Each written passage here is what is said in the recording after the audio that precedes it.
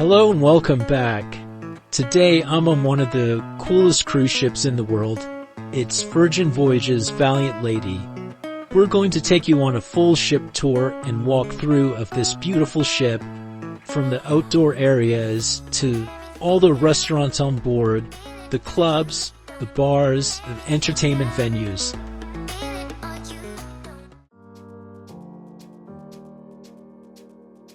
We're starting on Embarkation Day at Terminal V in Miami. The Virgin Voyages cruise terminal is very classy and the check-in process was very smooth. We didn't have to wait long at all to get on board and start the cruise. And it's starting with a DJ there to greet us, playing music and get us in the mood for what would be the sail-away party. On to the sail-away party. The Virgin Entertainment team, the Happenings cast, were all on site, ready to amp up the atmosphere, and the Diva got us underway, holding up glasses of Prosecco to toast the beginning of this cruise. A highlight is definitely the complimentary Prosecco, available for an hour or so don't miss out on that. This is the well-being pool. This is like a giant jacuzzi with seats, but not heated up. But there are 2 heated hot tubs in this area, as well as a bar. The upper deck has lots of space for sun loungers, and the numbered spaces you see on my right are enclosed seats that are a bit more private, but don't need to be reserved. The main pool area is a plunge pool with some shallow areas on the end, and surrounded by sunbeds. As you will see later in the video, this pool almost doubles as a dance floor. This is the Sun Club Cafe outdoors on deck 16. It's Asian themed and delicious. This is the barbecue beef bao bun, which was really tasty, and this is the firecracker popcorn, which was strangely sweet and super spicy and highly addictive. Walking towards the back of the ship now on deck 16, this is the sports area. So for some outdoor fitness, there's lots of different equipment here like a punching bag, some parallel bars, and other fitness equipment. And further back, some more relaxing areas, more beds with sea views,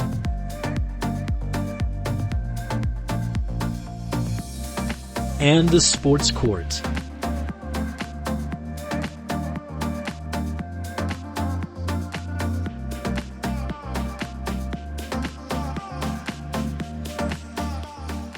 This area at the back of the ship is the athletic club bar. There is a bar surrounded by comfortable lounge seating and 2 more hot tubs with sea views. There is also this net, which is meant to be for lying on, but I have never seen anyone use it. I think this space is a bit wasted and would make a great wake view pool.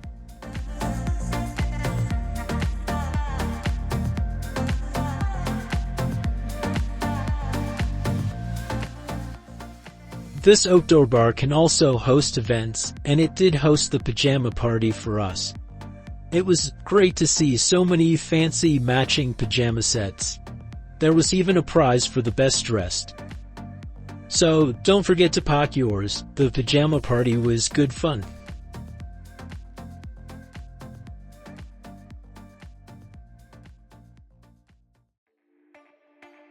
This is the Galley on deck 15. You might call it the main buffet restaurant on board, but it's not a traditional buffet. There was a lot of selection, but mainly made to order. The daily mix would make you up a made-to-order salad. The dessert selection was varied and had lots of tempting options like patisserie, cookies or puddings, burger and fries at the burger bar, also customized to what you want, and an all-day breakfast at Diner and Dash, whether it's your hangover cure fry-up or a nutritious omelet you're after. There were ready-made sushi bento boxes that you could have in or take away. and a popsicle stand with optional bubbles.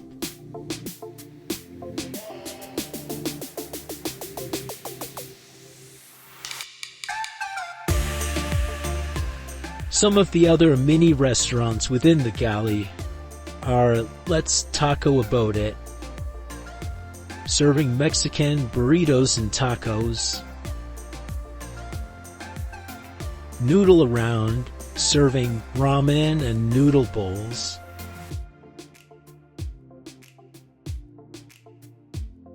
and Hot Off the Press, which would make sandwiches, either open or toasted sandwiches, with really good breakfast options. The Galley could experience long waits at busy times. That is one consideration with the made-to-order concept, but the food was high quality. The next restaurant we'll look at is Gunbae Korean Barbecue. All restaurants are included in your cruise fare, but you'll want to book in advance for this one. We started with some typical Korean starters, seaweed salad and kimchi, some fried chicken skewers. The food was okay. The mains were cooked all together on the barbecue in the center. Between bites there were some drinking games with your table mates, and in general it was a slightly chaotic experience. It was more about the entertainment rather than a relaxing dining experience for sure.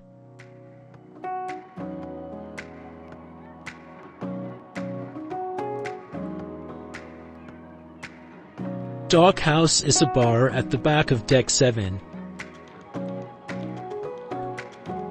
It's a great chill-out space with comfy seating and bright decor.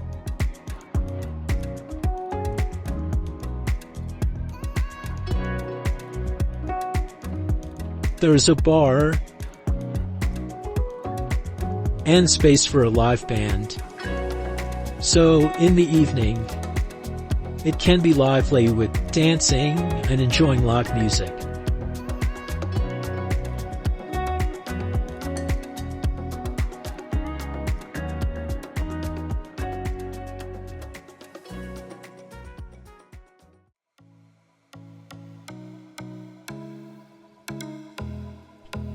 The dock is just outside from the Dock House Bar, and it's a relaxing area with wake views of the back of the ship. You can actually see the net I showed earlier. Still no one using it. Drink and food service from the Dock House, and this is a must-try. The Opa Hour tapas from 3:30 to 5:30 in the afternoon. These were all delicious. Cod skewers, lamb skewers on pita. An overall enjoyable experience. In fact, this was my favorite spot on the ship. The Roundabout is at the center of the ship. There is lots going on here, and it's a great meeting point.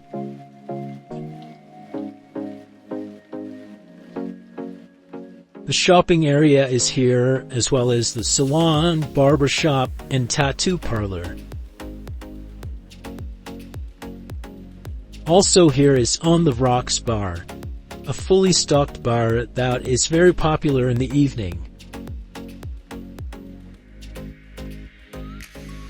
There's a large seating area with sea view portholes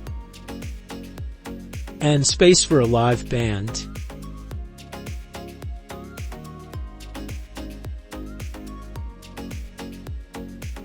There were nightly entertainment, cabaret shows, as well as musical acts here.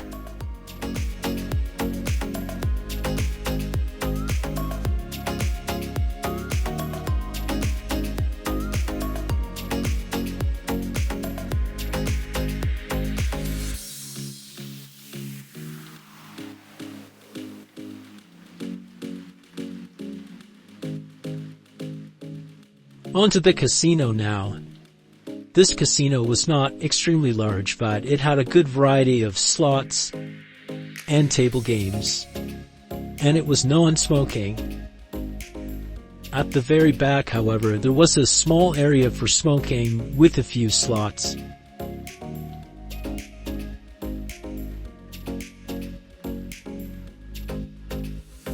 It was very busy in here when it was open, and the casino hosted events like slot tournaments and poker tournaments to keep it fun.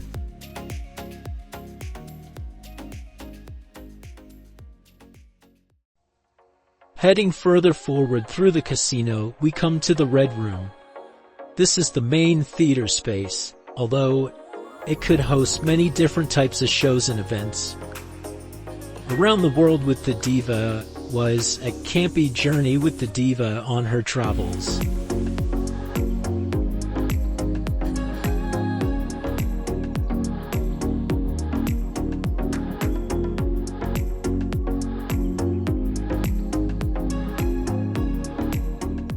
The Misbehave Show, the Never the Same Show Twice game show, where you were pitted against your shipmates to win points.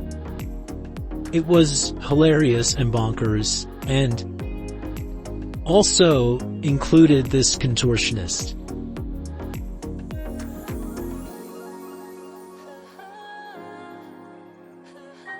Plenty of fun things going on in the Red Room. Also, here is where the bingo was hosted. Bingo is a pretty common sea day activity on a cruise ship, but with Virgin you get a bit extra.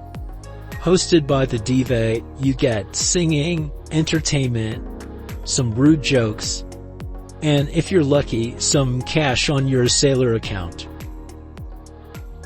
I actually won the second prize this cruise. Hooray! Extra Virgin is another restaurant on board. As I mentioned, all of the restaurants are included in your cruise fare.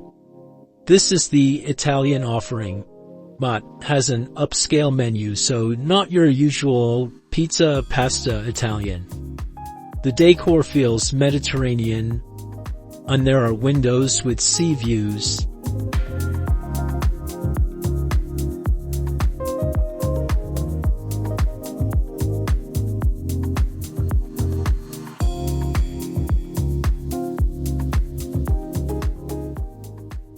For a supplement, you can try the Sip and Savor menu with selected dishes and alcohol pairings. Or a la carte, as much as you like, from antipasti, cheese and charcuterie boards, pasta and mains. The beef carpaccio with truffle dressing was very good. The crispy artichoke was very unique and worth trying. A cheese board to sample the cheeses with huge portions of cheese and spreads. And the steak was absolutely excellent. Also the sea bass, beautifully cooked and presented. Certainly no complaints about the food at Extra Virgin. This felt like being in an Italian gastronomica.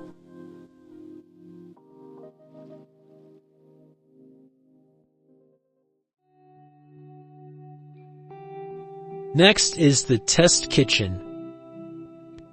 It boasts an innovative, chef-led tasting menu experience. You will definitely want to try this at least once.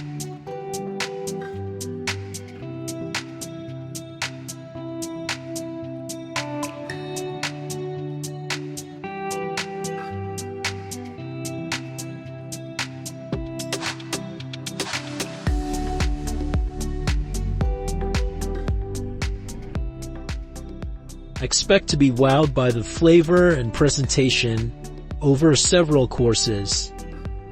And if you get seated at one of the counters, you can watch the chefs at work, paying attention to every detail.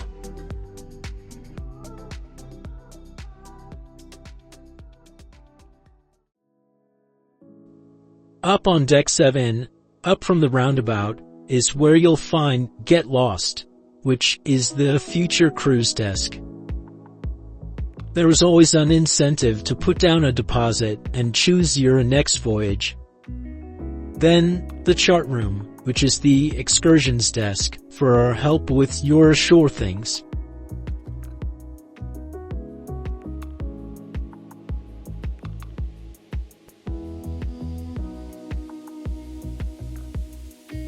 Across the way is the ice cream place with the great name, Lick Me Till Ice Cream. Loads of delicious flavors, and yes, it is included in your cruise fare.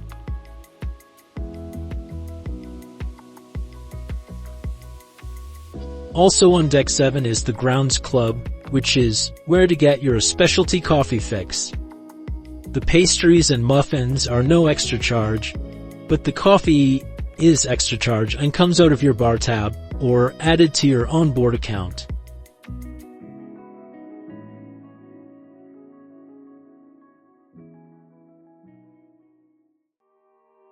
The pizza place is another good food option. It is open in the daytime for a late lunch, but also for late night snacking.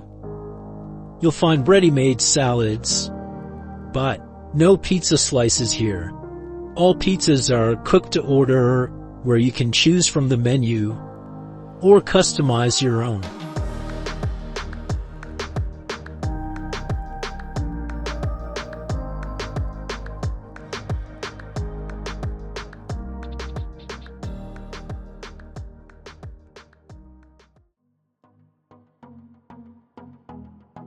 Now, this dazzling entrance is to the nightclub, the Manor, although this was a multifunctional space. In the daytime, it had shows like the 80s-themed workout class. You can bring your own 80s attire for that. For dinner it had the It's a Ship Show dinner theater, but at night it was the full-on clubbing experience.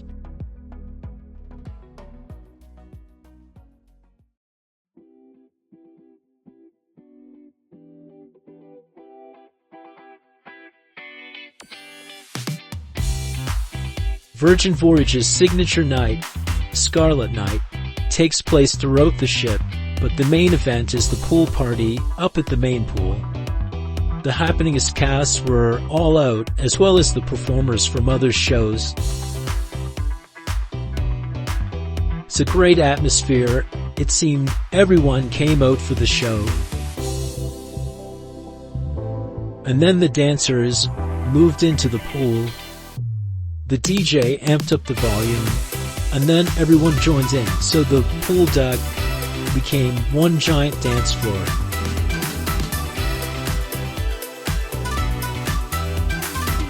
Remember to pack something red and enjoy the atmosphere.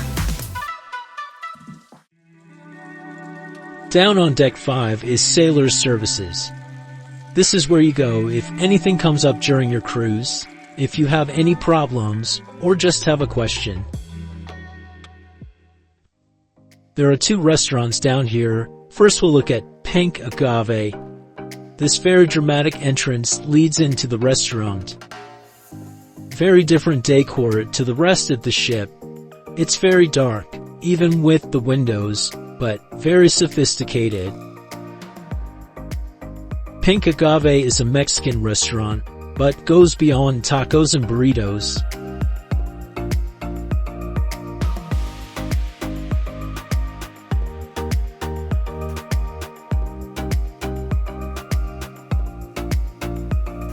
The menu has varied small plates, medium plates, and mains, and you can order as much as you like. There's also a large collection of tequilas and mezcals on offer.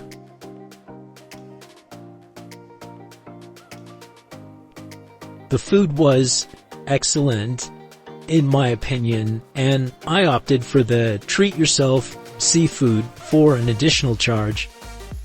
I did win at bingo after all. The steak, as well as all steaks on board, was excellent.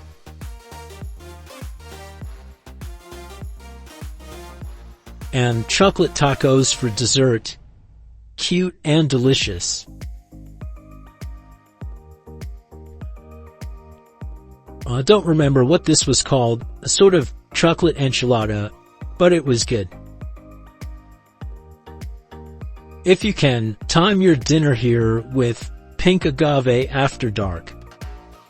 And you can carry on after dinner with a DJ and dancing.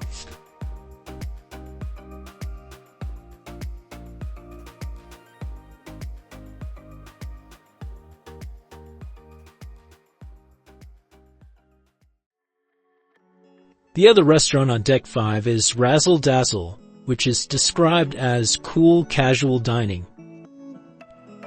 It has a really bold interior design, and it's open for brunch and dinner. The dining is built around comfort food, but they offer a choice of healthy vegetarian options, and then a few naughty dishes like fried chicken. Naughty is their term, no food shaming on my part.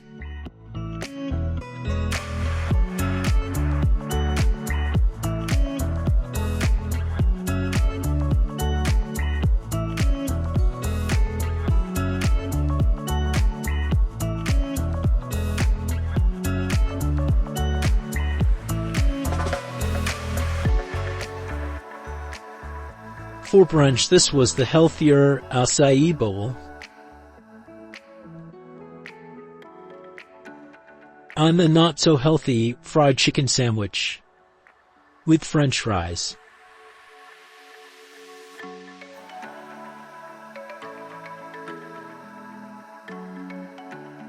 Blueberry green tea cheesecake for breakfast dessert. On to the Wake, the final restaurant to cover on Valiant Lady. Called the Wake for being at the back of the ship, it has sea views of the ship's wake, classic decor, and it specializes in steak and seafood.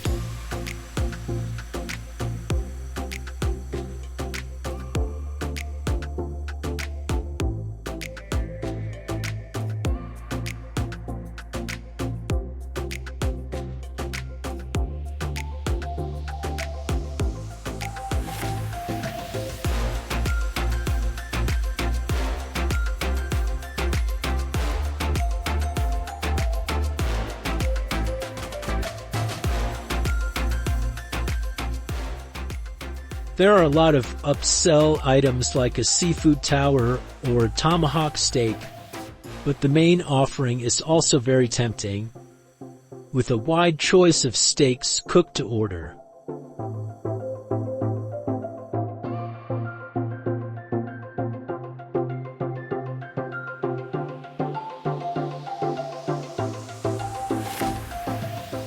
The bread that is served before the meal is very nicely baked. The bone marrow starter, I have to say I was disappointed because there really wasn't much marrow to speak of.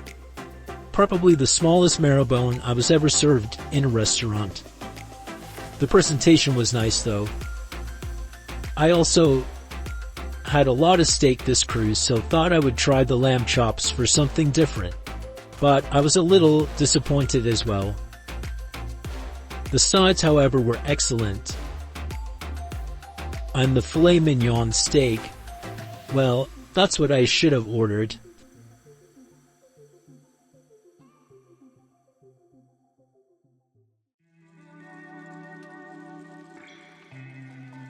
Towards the front of the ship on Deck 7, there is Sip, the champagne bar.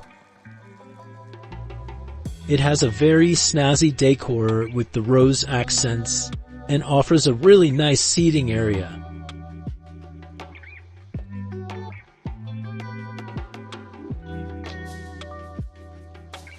They have a breakfast offering, but in the afternoon there is an indulgent high tea for an additional charge, with or without bubbles.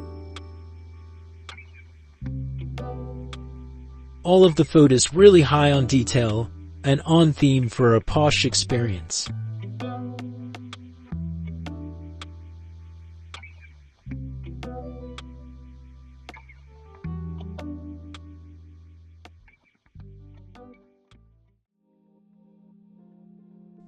Now for a quick room tour, this is a central Sea Terrace located on deck 8. There was nothing especially roomy or spacious about this cabin, but it definitely was adequate for 2 people. On the table here is 2 water jugs for drinking water, which were refilled daily. On the tablet, which has all the controls for the room, including the lighting. An empty fridge, where I would later stash my takeaway bento boxes. A very comfortable bed, which could be converted into twins, with a modular table which was really convenient and a nice touch. The TV had a good selection of movies as well, and all were included.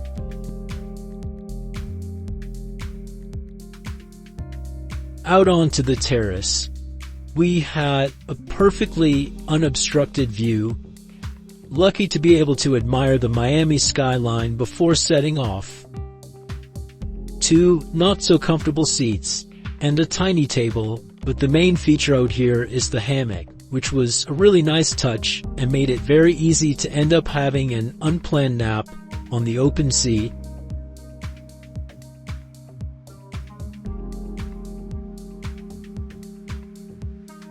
The bathroom was compact but fairly well designed, I think. Lots of hanging places and nice toiletries. Facial tissues also provided. And the shower having both an overhead rain shower and a handheld spray.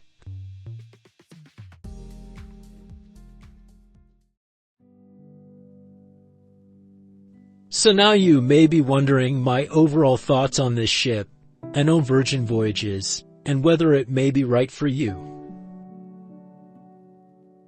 First, the dining. I covered a lot of food on this review, and that's because it really was a highlight. The dining options and food quality on Virgin are one of the best in my opinion.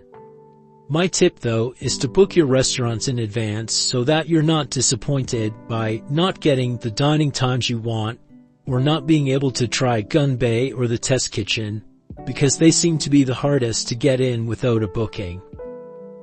Also in the Galley, the made-to-order concept is great for quality, but when it is busy the wait times can be very long, and sometimes I miss the convenience of a buffet, especially at breakfast. As for the entertainment, Virgin Voyages is adults only, so the entertainment does hover around the risque, tongue-in-cheek vibe. That suited us perfectly fine, and nothing was overly risque. The cruise is definitely more centered on nightlife, but daytime you could find lots of fitness activities or just chill out with one of the games they provide. The shows are original for sure, but that only applies to your first cruise on Virgin. Full disclosure, we have sailed on Valiant Lady in 2023, and in 2025 I was surprised to see the same lineup of shows with not much refresh. So that was disappointing, but in no way is that to say it wasn't great the first time. Our cabin was not huge, but it was comfortable and had everything we needed. The hammock was a real bonus, so I do recommend getting a terrace, if just for that. Being a smaller ship, there were some good points and not so good points. It was comfortable and easy to get around, but the sun lounging spaces would fill up quickly, and sometimes we could not find a space. The pool was quite small and definitely not for swimming if you like to be able to swim. I think this ship could be designed a little better on the upper decks. Inside, however, I think it was beautiful and classy, and I enjoyed all the spaces. The itinerary we were on was a 4-night Fire and Sunsets cruise out of Miami that stopped in Key West and Bimini Beach Club. Look out for my future videos on those stops. Or check out my sister channel See the World to see what we got up to in Miami. So overall, I would book with Virgin again. For the food, for the nightlife, for the itineraries, it's a yes. Let me know your thoughts in the comments. And if you like this video, give it a like and subscribe to the channel if you haven't already. That's all for now, and see you in the next video.